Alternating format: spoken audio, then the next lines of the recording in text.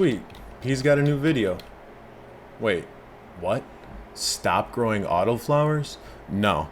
In this video, we're going to go over why you should start growing autoflowers. So make sure to hit that like, subscribe, and turn on all notifications so you don't miss out on any future content. I'm Dave Hansen with Perfect Gardens. Let's see why you should start growing autoflowers. Before we get started, I'd like to shout out to one of our sponsors, Mars Hydro, for hooking us up with the FCE 6500. We've been using this now for a few grows. It works perfectly in a 4x4 tent or to veg a 5x5 tent at 700 watts dimmable. This will meet and exceed all expectations for current LED lights. And coming in at under $600, this light is extremely affordable. Make sure to head over to marshydro.com, and to save a little bit more, you can also use promo code MARK at checkout. Now, why should you stop growing autos? Let's get into it. Yo, P, great video, and you made a lot of great, valid, current points about autoflowers and why you shouldn't start them. But I'm putting my foot down to tell you why you should start them and why they are going to be important for the progression and the normalcy of being able to grow, cultivate, and smoke this beautiful plant. Now, I am going to say that I am new to growing autoflowers and that I have 4 underneath my belt, but in saying that, they definitely do hold a place here to stay. Now, when I originally got into autoflowers, I did a lot of research, and you brought up many great points that are current and still talked about. One of those being about topping, the second about transplanting. So the more and more I dove into these forums and watch other videos on people that seem to be experiencing growing autoflowers, I quickly drew the conclusion that you just have to let it be and trust the system. So where you don't have control in, per se, specific training measures, you still have full control over your measures for your environment, for your soil inputs, how much water you're giving it. And the second thing with autos, I was very surprised on the quantity at the end. Now, here in my legal state, we're allowed to grow 5. So in that, those 5 plants in the 4x4 able to yield just over a pound in 80 days is really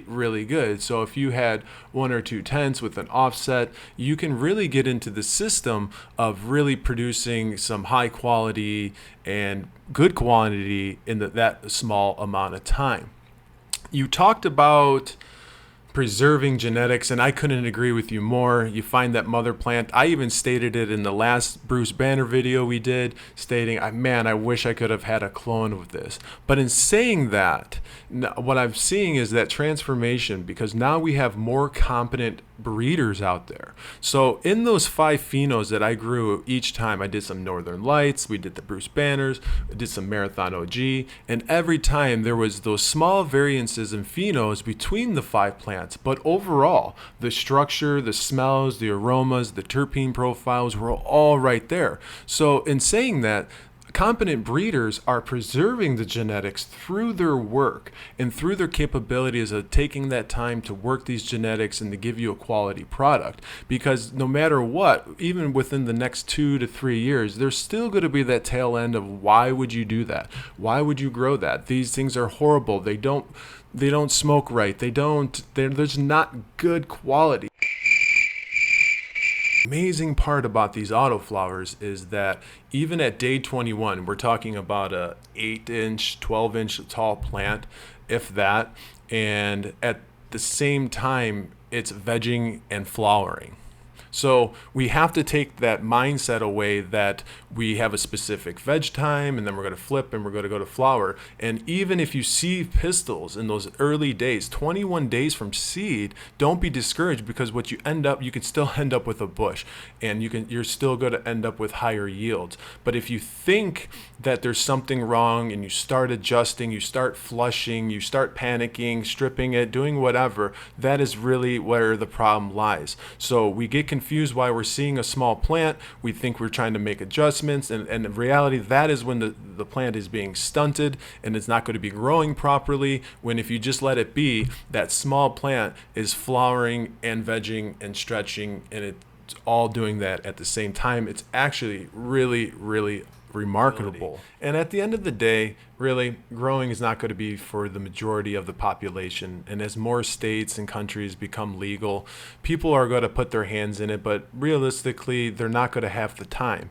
And this will allow people that do have a little bit of a time, maybe they have a small backyard garden, they're going to be able to plant something and not come home one day and have it to be, you know, a 8-foot or a 10-foot bush peeking over their neighbor's fence. This allows something a little bit more smaller, a little bit more compact. They can be hands-on, they don't have to be as much, and still have access to proper medicine. And for me, that's